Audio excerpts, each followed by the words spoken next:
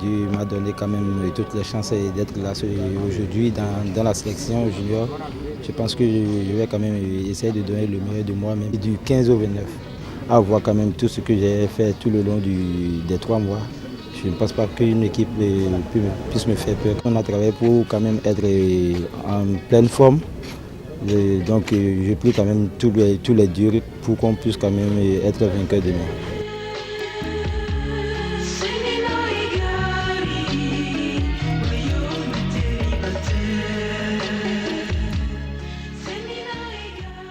On a exécuté arrêt magistral Campos, comme je le disais, bien en confiance, joue tout de suite avec son latéral droit. «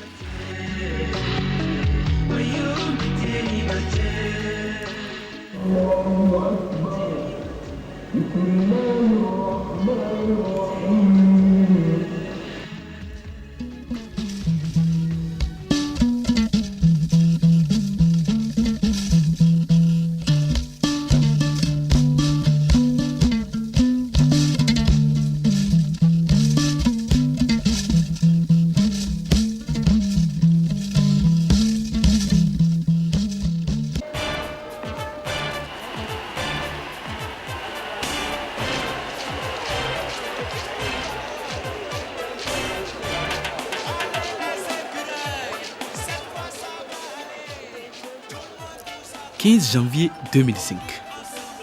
Le 14e championnat d'Afrique junior de football s'ouvre au stade de l'Amitié de Cotonou. Le Bénin, pays organisateur, accueille en match d'ouverture son voisin de l'Est, le Nigeria. Au lendemain de ce match inaugural, au cours duquel il a encaissé 3 buts, le portier béninois est victime d'une agression suite à laquelle il perd la vie sans qu'on sache vraiment s'il y a une relation de cause à effet.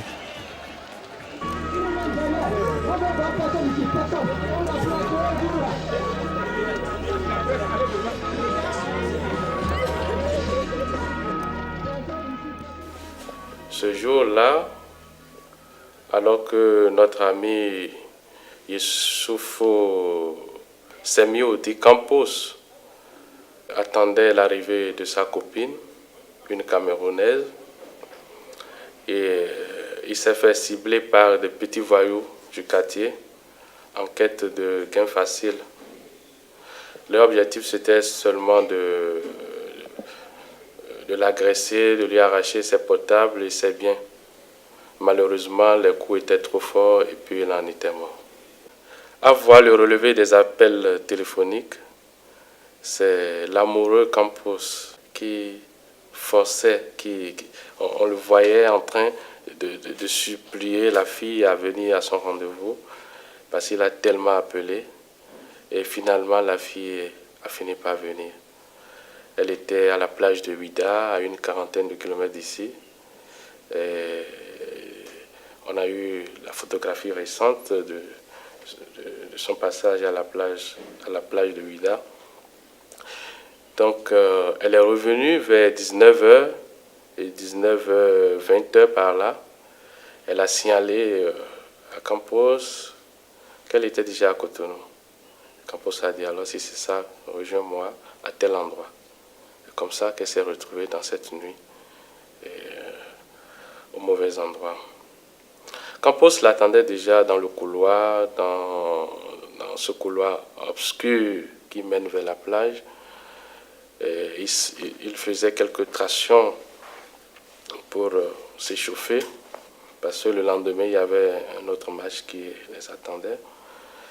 Mais comme il était dans l'obscurité, il y avait la lumière que projetait son appareil portable qui le faisait remarquer dans l'obscurité. C'est comme ça que les voyous des quartiers d'à côté l'ont remarqué et puis ils l'ont ciblé. Mais avant leur arrivée, la fille l'avait déjà rejoint. Donc, il embrassait la fille dans l'obscurité quand ces voyous l'ont agressé par derrière. À l'arrivée au CNHU, il était en train de se dégrader progressivement, mais très rapidement, très rapidement, sur le plan neurologique, sur le plan de la conscience, sur le plan de la respiration et nous l'avons transféré sans tarder dans le service de réanimation. Et là encore, les choses sont allées très rapidement. Il est devenu complètement inconscient en quelques minutes. Et il ne pouvait plus respirer. Quand nous avons fait réaliser le scanner, nous nous sommes rendus compte que les lésions qu'il avait étaient au-delà de toute ressource thérapeutique. Il avait reçu des coups essentiellement à la tête et à la face. Donc il avait une contusion importante de la face. Il était même méconnaissable. Le scanner a montré les fractures de tous les os du crâne, c'est-à-dire la voûte crânienne, le derrière du crâne, le temporal, c'est-à-dire les os de part et d'autre, le pariétal, c'est-à-dire sur la tête même du crâne, et puis le temporal, ce qui est devant. Bon, il y avait des fractures à l'intérieur des os de l'intérieur, comme les sinus, tous les sinus étaient fracturés. Et le rocher, ce sont les os qui sont vers les oreilles, à l'intérieur, fracturés, ce qui fait qu'il saignait abondamment par les oreilles. Il saignait abondamment par le nez. Il saignait abondamment au niveau de la tête, parce que le cuir chevelu, comme on dit, la peau qui recouvre la tête a été arrachée, et ça saignait par là. Et il avait aussi les deux mâchoires brisées. Le médecin légiste, sa conclusion a été conforme d'abord au résultat du scanner, pour montrer qu'il y avait toutes ces fractures-là et qu'on ne pouvait pas avoir ces fractures et survivre. La deuxième conclusion, c'est qu'il a mis que ces blessures ne peuvent être que d'origine agressive. Un doigt accusateur est pointé vers le comité d'organisation de la Coupe d'Afrique des Nations Juniors Bénin 2005. D'autant qu'à la FIFA, la Fédération internationale de football association, toute compétition est réglementée. Le volet sécuritaire figure en bonne place au nombre des règles du jeu. Une disposition qui ne devrait pas épargner la CAN Junior. Il y a un minimum de sécurité qu'il faut avoir. La FIFA, effectivement, soutient toujours que le football, c'est un jeu. Et si c'est un jeu, on se dit qu'on n'a pas besoin beaucoup d'hommes en tenue, beaucoup d'hommes armés. Mais sachant que le football est également un jeu de passion, c'est sûr que dans la passion, tout peut arriver. Donc le minimum de sécurité est exigé aussi bien à l'entrée des stades qu'à l'enceinte des stades. Maintenant, c'est un minimum. La majorité devrait être constituée d'hommes de sécurité, mais non en tenue et non armés. Mais dans la pratique, on voit qu'on utilise un peu plus facilement, surtout chez nous en Afrique ici, les hommes en tenue par rapport aux agents de sécurité en civil qui existent un peu partout au niveau des stades, je dirais, européens. C'est un domaine relativement large, mais pas autant précis. Le pays organisateur, comme dans le cas du Bénin, était tenu d'assurer la sécurité avant, pendant et après les rencontres. Cela veut dire quoi? Cela veut dire que d'abord, il faut organiser l'accueil des pays participants, leur hébergement décent, dans un cadre bien sécurisé. Je dis bien sécurisé, ce qui suppose des hôtels et dans le cas de l'Afrique de l'Ouest en particulier, conformément aux recommandations de la CAF, dans des hôtels de 3 étoiles. Cela suppose que ce soit dans des hôtels de type climatisé, salle de toilette avec 2 lits confortables et suffisamment aérés et disposant quand même de mesures adéquates de sécurité ordinaire, c'est-à-dire la police et autres. Pourtant, le drame de Cotonou survient dans ce contexte où le dispositif sécuritaire est installé. Il y a eu faille au niveau de l'encadrement. Il y a eu aussi faille au niveau donc, des structures en charge de la sécurité. Et enfin, la faille, c'est à son propre niveau parce que lorsqu'on est en compétition, il y a certains comportements qu'on doit observer. Je m'interroge sur comment il a pu quitter l'hôtel, puisque il y avait un dispositif sécuritaire.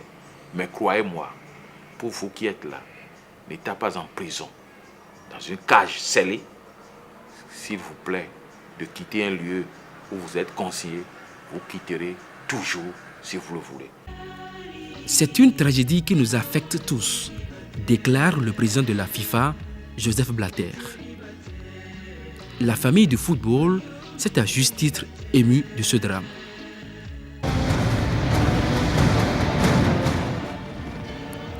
Même si des événements similaires se sont déjà produits en Amérique latine et en Amérique centrale, ils sont rarissimes. L'exemple de Lucien Denon, joueur de la jeunesse sportive de Cotonou, poignardé à mort en juillet 2003 au stade de l'Amitié de Cotonou, est autant un cas isolé par rapport à celui de Vieira à l'assaut de Porto Novo dans les années 50. Quand on parle de football, on parle d'équipe. Or, dans l'équipe, c'est souvent les dirigeants ou le premier dirigeant qui cotise. Les autres ne cotisent pas, c'est déjà un drame. Et ceux qui se disent supporters, qui ont un bureau, qui sont très importants, très influents, c'est eux surtout qui créent les bagarres sur les stades. Le dernier que j'ai en date, en souvenir, c'est Koukoui Mesme, qui est un bon gardien des Dragons, qui avait des problèmes pour ne pas arrêter la balle de la main en dehors de la surface de réparation. Il s'y est mal pris, il voulait amortir, il n'a pas voulu dégager et ça a été un but. Mais à la sortie du match, on te l'a battu de façon très violente que je n'ai pas du tout apprécié. Moi-même, j'ai été des fois plus à partir. Heureusement que je suis ici il y a longtemps et que je n'ai pas que des adversaires. La seule fois où j'ai été, disons, battu sur un terrain, c'était à Lomé où on faisait un championnat scolaire. Et je jouais dans l'école technique de Tadien où bon, j'étais le meilleur buteur. Après avoir marqué 2 buts, je ne sais pas, j'ai reçu des claques, puis ça a dégénéré en bagarre, tout le monde.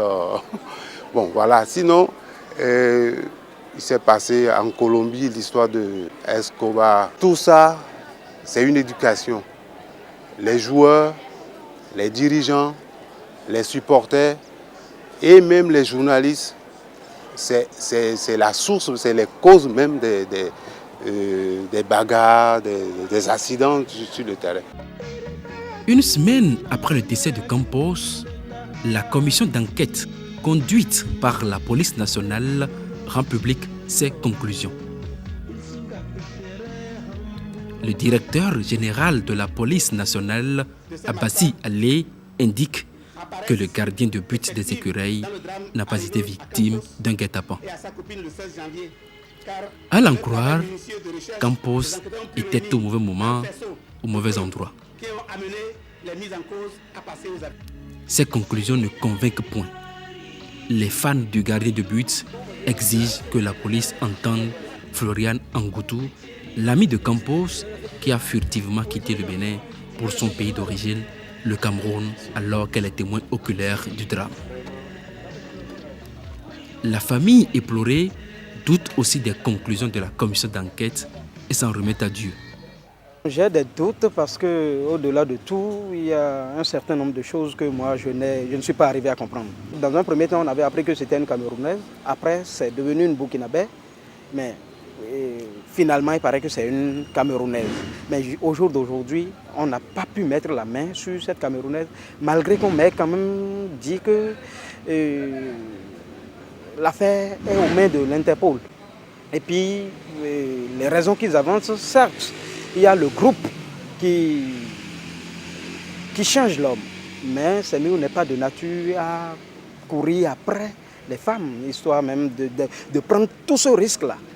Alors que le premier jour où on les logeait dans cet hôtel, c'est lui-même qui m'appelle et qui attirait mon attention sur le fait que c'est une zone très dangereuse et qu'il faille que je parte avant 20h. Je comprends très mal que ce soit ce même individu qui se porte sur ces lieux à cette heure-là à cause d'une femme. C'est son sort. Si c'est l'œuvre d'un être humain, d'accord, mais on est là. C'est ainsi qu'on a fait l'enterrement. Tout s'était bien passé. C'est son destin. De toute façon, celui qui a tué Sémiou, tôt ou tard, Dieu va le dévoiler. Quelques jours après l'assassinat de Campos, certains propos des ressortissants du Nord Bénin frisent le régionalisme. La mort de Campos est un coup monté. Mais tout rentre dans l'ordre avec l'arrestation rapide des présumés auteurs du crime. Écroués à la prison civile de Cotonou, ils attendent leur procès. Ils vont passer devant